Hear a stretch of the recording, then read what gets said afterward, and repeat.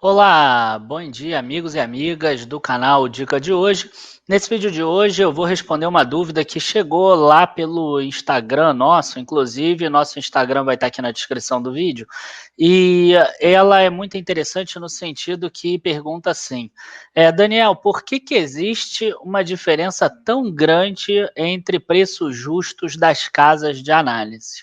Né? E eu acho que é um assunto bem interessante, a gente vai tratar nesse vídeo de hoje, e a gente vai mostrar um pouquinho como é feito o valuation dos ativos, tá? Então, se você quiser conhecer um pouco mais sobre isso, curta aqui embaixo o vídeo, se inscreva também no canal e aguarde aí que depois da vinheta a gente já começa.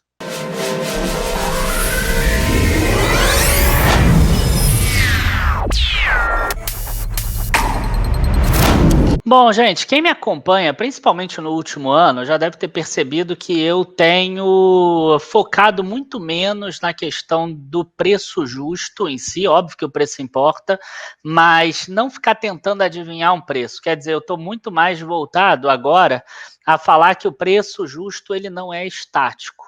Né? E não depende apenas do próximo resultado trimestral. Várias questões podem atrapalhar ou ajudar a empresa. Por exemplo, agora a gente teve a pandemia. Quer dizer, a empresa não teve resultado nenhum, mas o preço justo de várias ações, por exemplo, caíram.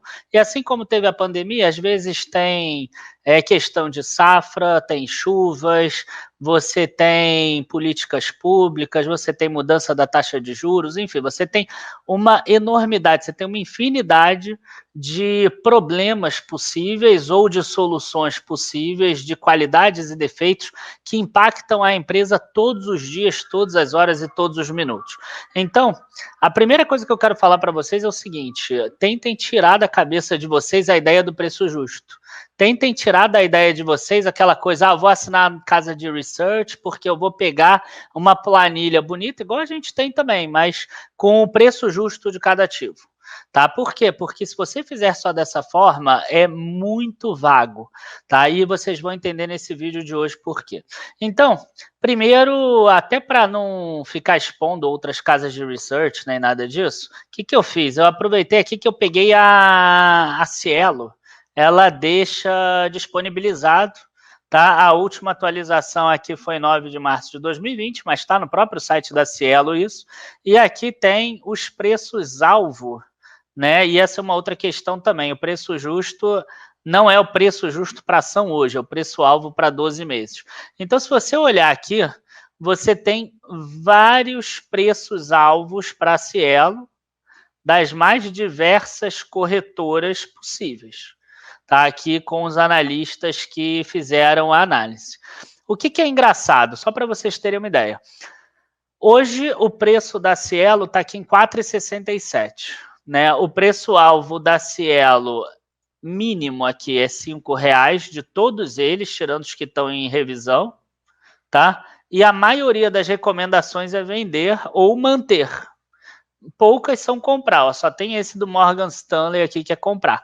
O que mostra que o preço justo não é estático, quer dizer, a pessoa calcula no modelo dela de precificação, às vezes, 8,50 como esse aqui, por exemplo, ó, mas ele não coloca comprar, ele coloca manter. E vocês vão entender por que isso. Algumas empresas, elas fazem o quê? Elas, como a própria Cielo faz, elas fazem uma média que está dando 7,21, e algumas pessoas resolvem investir nessa média aqui, o que eu também não gosto, tá? Mas já é um pouco melhor do que você investir pelo preço justo de uma pessoa só. Tá? Agora, por que isso acontece? Vamos lá. Eu vou mostrar para vocês aqui o fluxo de caixa da Randon, que é uma ação que a gente analisou recentemente, e eu vou pegar aqui 2020, segundo trimestre. Olha quantos inputs a gente tem aqui e olha quanto que pode ter de problema depois lá na frente. Quer dizer, a gente tem uma receita líquida que é a atual dela hoje. Um lucro operacional após impostos, que é o que a gente chama de NOPAT, nesse valor aqui.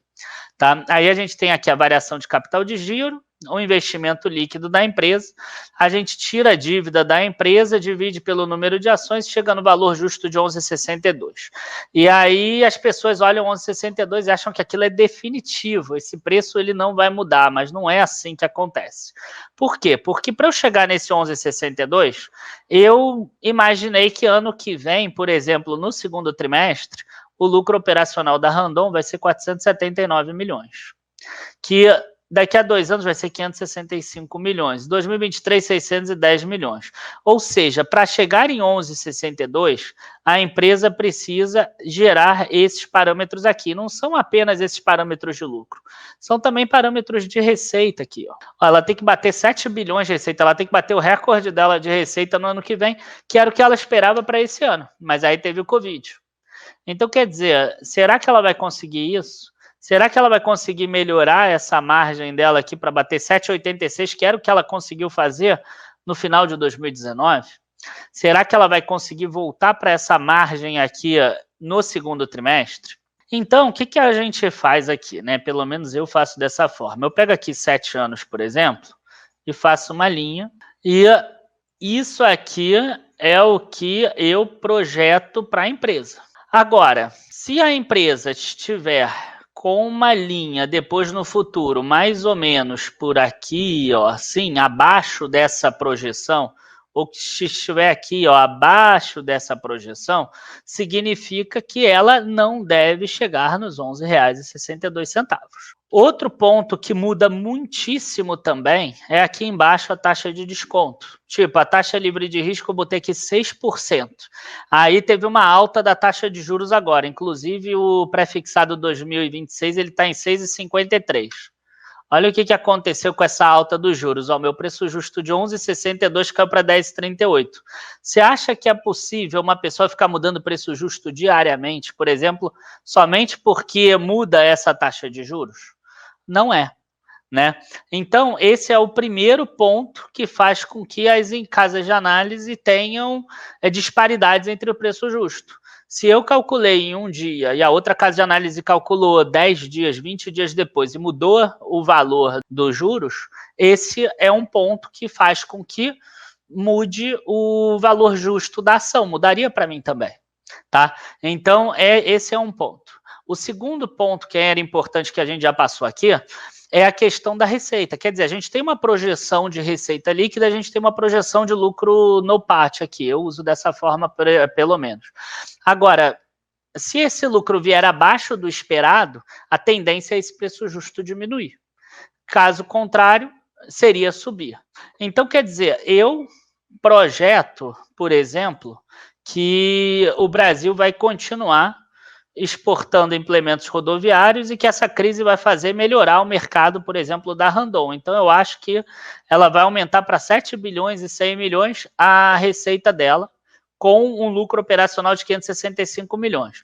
Agora, se a outra empresa qualquer de casa de análise acha que isso vai ser péssimo, que o modal rodoviário está com os dias contados, que vai virar tudo ferrovia ou tudo cabotagem, por exemplo, e que quase ninguém mais vai procurar implemento rodoviário. Primeiro eu vou abrir uma aspas, tá? A Randon, ela faz vagão ferroviário também. Mas vamos imaginar que ela não fizesse. O que a gente teria aqui? A gente provavelmente, a outra empresa vai colocar aqui valores menores, por exemplo.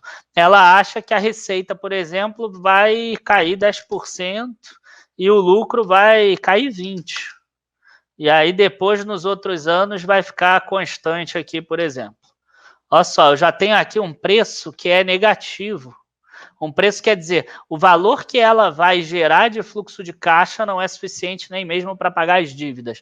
E você vê, mudei 2 números aqui na minha planilha e o valor que era de uma compra virou uma venda, né? Então, esse é um ponto aí também importante, esse é o segundo ponto que varia muito. Quando a gente pega, por exemplo, a análise que eu fiz ano passado, e aí não foi no segundo trimestre, foi no terceiro trimestre, mas vamos imaginar que passou um ano, vamos imaginar que esses números aqui de 2020 seriam do segundo trimestre, a gente vai ver que eu projetei uma receita de 5 bilhões 328 milhões. O que aconteceu agora? 4,700, veio abaixo. Terceiro trimestre aqui, 351 milhões. O que aconteceu aqui? 319 milhões. A margem até que subiu, né? De 6,60, agora está em 6,71. Isso ajudou um pouco, né? Só que a dívida aqui subiu um pouco, ó, de 2.890 para 2.999. O principal ponto é esse capital de giro aqui. Como teve a pandemia, a empresa aumentou estoque e deu mais prazo no contas a receber. Então, o capital de giro dela, que era 12% da receita, virou 22%.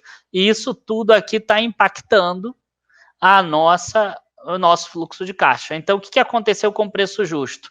No ano passado, estava aqui 15,90, inclusive a ação quase chegou nisso, bateu lá 14 e muito. Enquanto isso, nesse ano, já caiu para 11,62. O que acontece se a empresa conseguir reduzir esse capital de giro aqui para 12%, como era ano passado, pós-pandemia aqui? Vamos dar uma olhada. Ó, o preço da ação já vai para 14,08. Você passa a ter somente o impacto da receita e do lucro operacional ali, que são menores do que aqueles que foram estimados, né?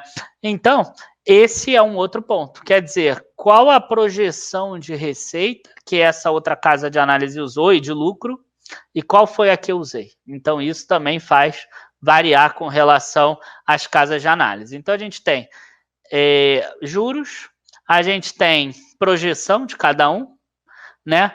E a gente tem o risco que a gente está querendo correr.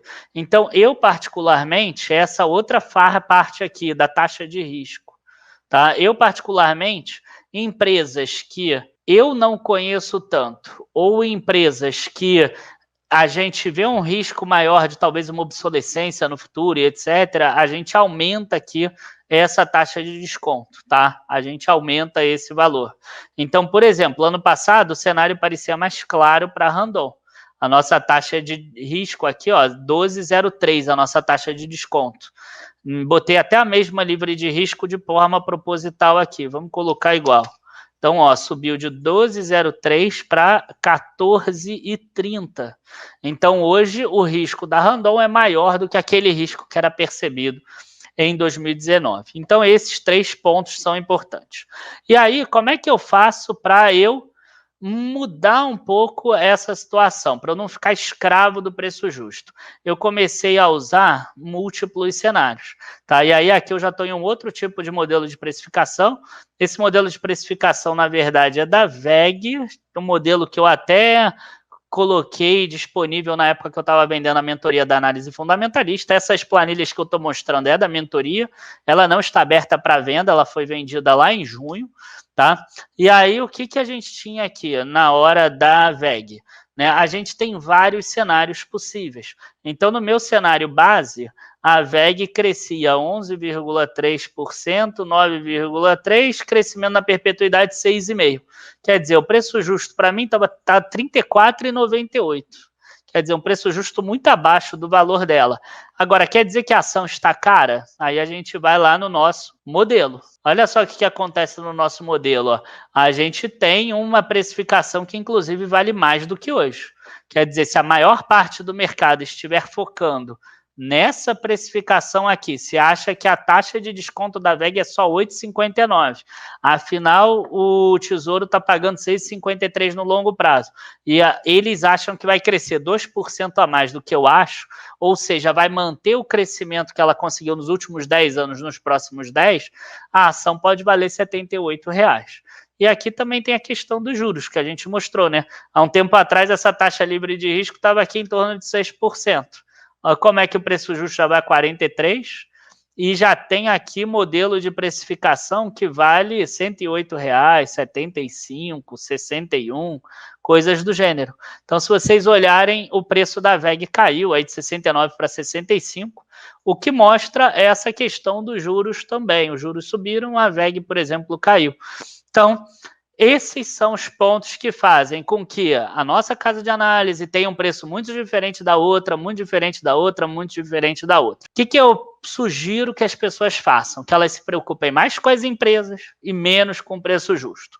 A gente está aí há 3, 4 anos tentando fazer isso. Embora a gente coloque lá o preço justo, a gente foca muito mais no relatório. A gente quer que o relatório seja claro, a gente quer que a visão da empresa seja clara e não o preço justo. O preço justo é algo que muda diariamente. Se a gente tivesse uma automatização de preço justo, todo dia estaria com preço justo diferente, e aí você teria assim, compra, venda, compra, venda, compra, venda, né? Caiu 10 centavos do preço justo, é compra, subiu 10 centavos, é venda, caiu, entendeu? Não tem como. Então, enfim, é isso, tá? Que a gente queria falar para vocês. Abraços aí a todos. Não deixem de se inscrever no nosso Instagram e vejam também todos os lugares aí que a gente está aqui na descrição do vídeo. Abraços, bons investimentos e até a próxima. Tchau, tchau.